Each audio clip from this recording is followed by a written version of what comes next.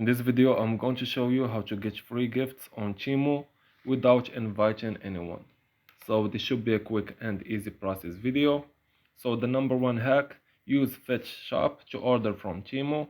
If you are wondering how to get free stuff on Temu without inviting friends, this is it. Here is how to do it. Open the Fetch app. If you don't have it, just download it. It's free. Tap on the shop tab in the app. It looks like a shopping cart. Just go to the left of the camera in the bottom of your screen. Find Temu in the list of stores. Tap through to shop on Temu just like you normally would. Complete your purchase and earn Fetch points. Every purchase through Fetch Shop gets you closer to free Visa gift cards, which you can then use for more Temu freebies.